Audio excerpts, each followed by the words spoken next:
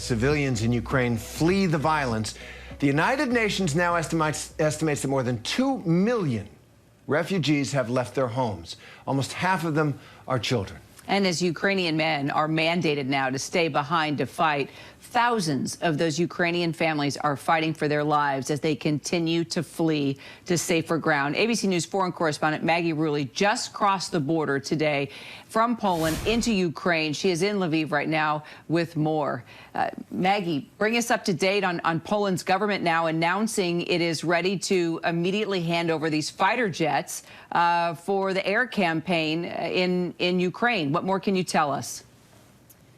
Yeah, Kira, this is major news. It came out just moments ago. The Polish government announcing that they said they're willing and ready to immediately hand over all of their MiG-29 fighter jets to the U.S. And they're asking the U.S. to then backfill those aircraft in Poland. The idea behind all of this is that those MiG-29 jets would eventually likely end up in the hands of Ukrainians. This would be major if this were to happen, Kira. So far, though, a spokesperson for the U.S., a senior Defense Department official, is saying they're aware of that Polish request, but they have nothing yet to add. So we're still digging into this more.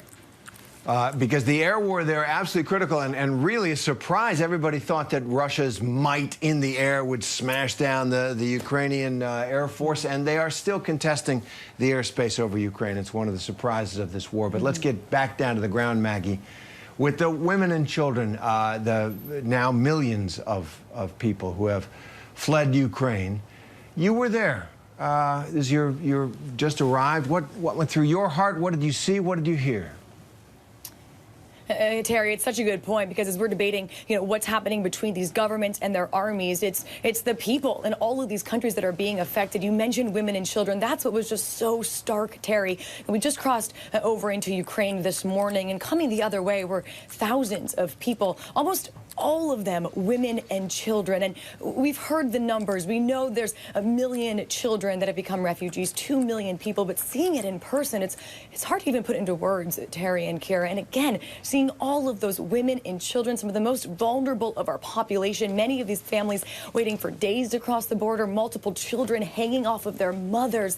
It was emotional. But I also want to point out what also moved me was what happened as we crossed the border. On the Polish side, we saw just lines of strollers lined up in front of a tent, Polish moms who came out knowing what those Ukrainian mothers were going to need on the other side. And I know we've talked about this in the show already. It's International Women's Day. It was hard not to feel that moment. On one side, these vulnerable women, their bravery, risking everything for their families in Ukraine. On the other side, Polish women stepping up to help other women.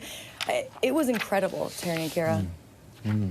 Well, and Maggie, as you know, our Phil Lipoff was there for weeks, and now you're there, and it's just, you're the perfect person to tell these stories. Phil really got in and talked with the families, talked as a dad. You are one of our best correspondents when it comes to really delving into the personal side of these types of crises. So talk about I know you haven't been there long yet, but I know you are in for the long haul. Some of the dire needs that you have witnessed thus far that these refugees are facing.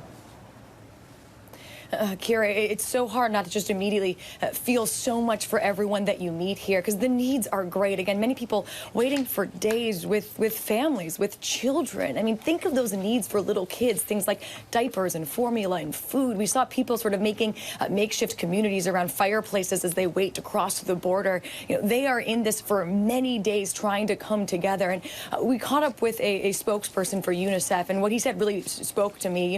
In their history, he said they've never seen a refugee crisis like this with children. The speed and the scope with what this refugee crisis is growing is something that's unprecedented in the history of UNICEF. More than 1 million children refugees in less than 2 weeks. And when you see it on the ground, you just realize what a great need there is and how much that need is going to continue to grow, guys.